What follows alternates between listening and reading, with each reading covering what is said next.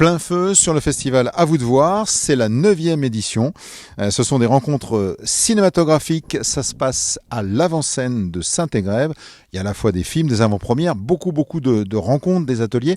On va découvrir ça dans le détail avec la responsable du service culturel de Saint-Égrève, Julie Brouxot. Bonjour et bienvenue. Bonjour. Alors Julie, on voit un tigre magnifique, c'est sur l'affiche donc de ces rencontres, de ce festival À vous de voir. Quelle est un peu la tonalité de cet événement ? Alors, À vous de voir, donc c'est un festival en effet qui rentre dans sa 9e édition. C'est 5 jours et demi de films, d'animation, de débats. En tout cas, l'avant-scène qui est une salle qui est composée en tout cas de 2 salles où on a une activité à la fois cinéma et à la fois spectacle vivant.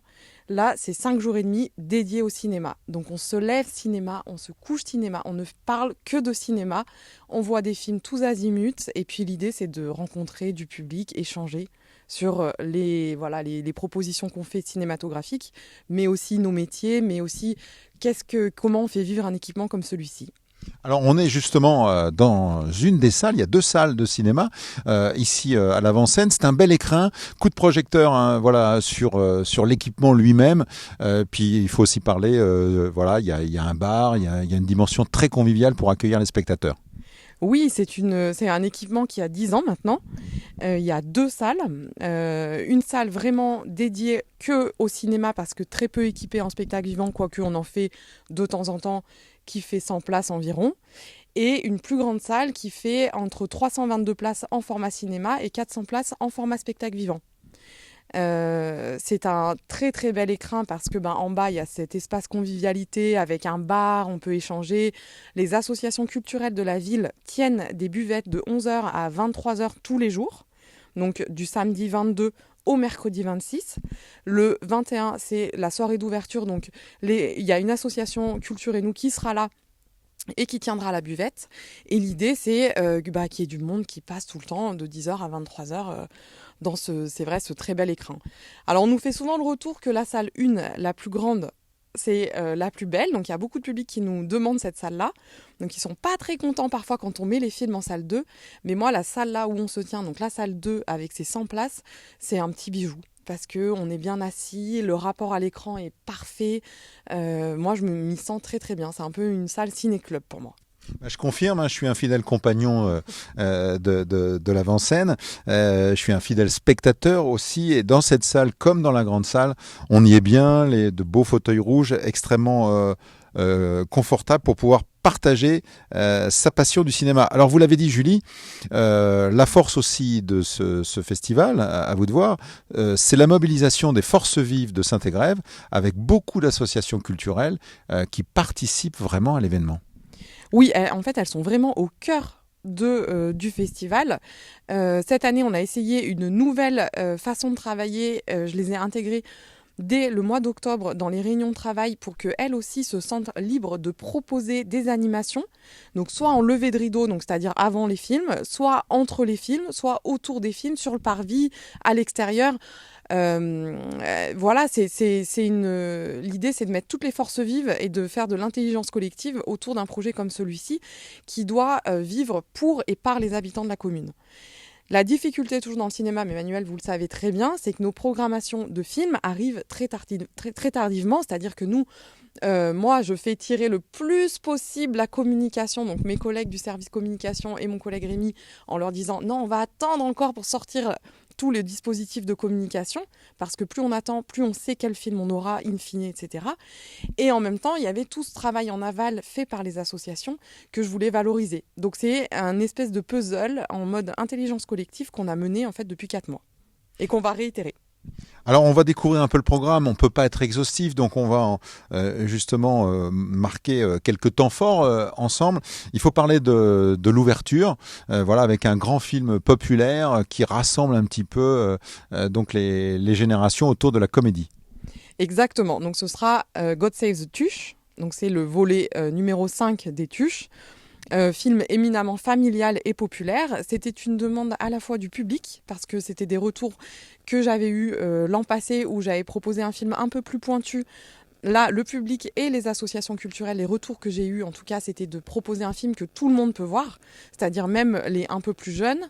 Mais là, cette soirée d'ouverture, on la voulait vraiment riante, on va dire. Et l'ouverture de cette soirée-là se fera par un groupe de hip-hop de jeunes. Donc là, c'est là où on mêle nos deux activités, spectacle vivant et cinéma, puisque ces jeunes, en fait, elles ont gagné le tremplin Jeunes Talents qui a eu lieu en novembre dernier. Donc c'est un tremplin en fait qui propose à des jeunes de venir faire un petit bout de chorégraphie ou de spectacle tous azimuts. Et donc du coup, c'est ce groupe de 4 jeunes filles qui sont très jeunes, je crois que les plus jeunes ont 11-12 ans, ont gagné. Et donc du coup, elles font l'ouverture, un petit morceau chorégraphique de 5 minutes. Alors oui, la force également, c'est justement la participation. Il va y avoir, j'ai vu, des pastilles humoristiques. Il y a plein de choses, en levée de rideau aussi de certaines projections, spectacle vivant, danse. Voilà, c'est le cinéma, mais pas que le cinéma. Le spectacle aussi est devant et parfois dans la salle.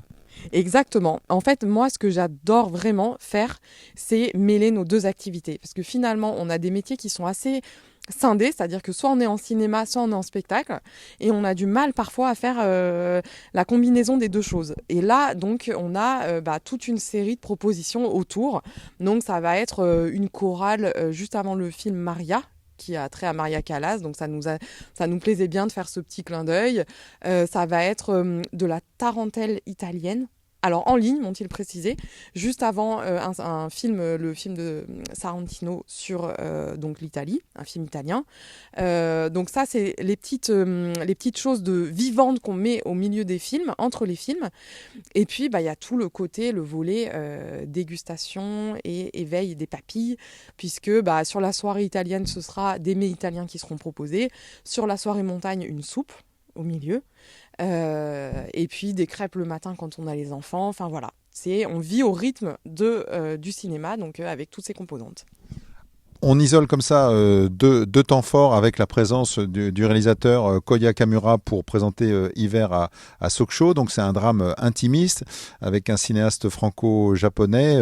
Voilà, une belle thématique à découvrir. Oui, alors moi c'est un film qui m'a beaucoup touchée, que j'ai que j'ai souhaité vraiment pousser parce que il fait le lien entre plein de choses sur la thématique, sur le sens, mais de manière cinématographique, donc de l'image, il est très très esthétique. Donc je trouve que là, ces réalisateurs qui nous proposent aussi une vision esthétique du cinéma, en tout cas moi c'est des choses sur lesquelles je travaille parce que c'est aussi ça, faire du cinéma. C'est pas que des images plaquées sur un écran en fait, c'est quelle recherche derrière il y a. Donc là, il y a ce réalisateur qui vient nous présenter son film récent, il vient de sortir. Donc là, on refait une séance spéciale avec lui pour que les spectateurs puissent échanger avec lui sur son métier et sur ce qu'il a voulu dire dans ce film précisément.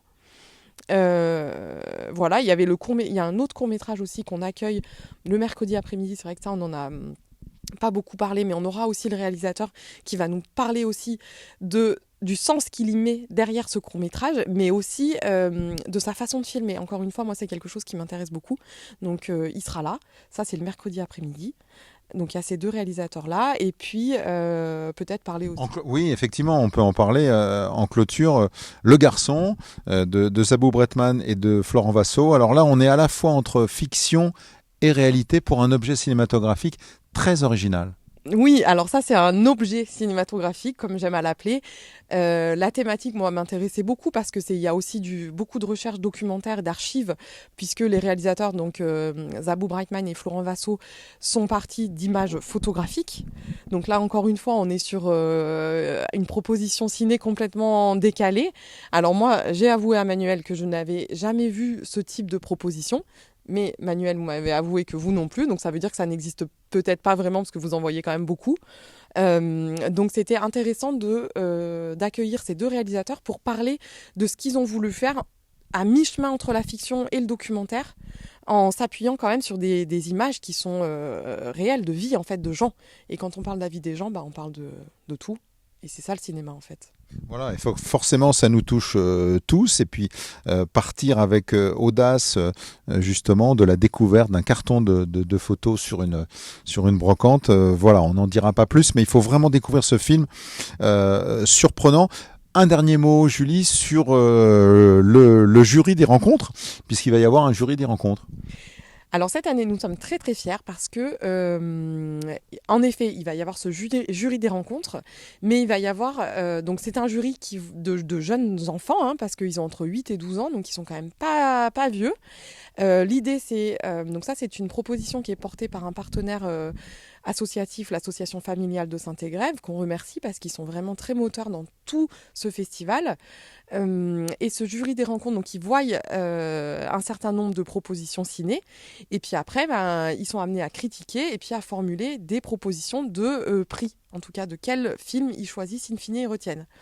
Et on a réussi à coupler ça avec notre ciné-club, animé aussi par vous, Manuel, depuis 6 mois, qu'on continue d'enchaîner. Donc là, ça va être une rencontre de tous les jeunes, en fait, autour d'un film qu'on leur propose le samedi après-midi, Slocum et moi, de GBK, distribué par GBK. Et le matin, on va leur faire visiter notre équipement, c'est-à-dire qu'est-ce que c'est, en fait, comment vit un équipement comme celui-ci, et qu'est-ce que c'est finalement aujourd'hui que d'être projectionniste. On n'en est plus à la pellicule argentique, hein. On en est à des grosses machines informatiques. Voilà, donc on est très fiers en fait de pouvoir faire vivre aussi l'équipement pour et par les jeunes. Très très alléchant programme avec de très nombreuses facettes que vous nous avez décrites, Julie. On le rappelle, le festival À vous de voir, c'est à l'avant-scène de Saint-Égrève du 21 au 26 février prochain. Merci à vous. Merci beaucoup et puis au plaisir de vous voir dans nos salles, hein.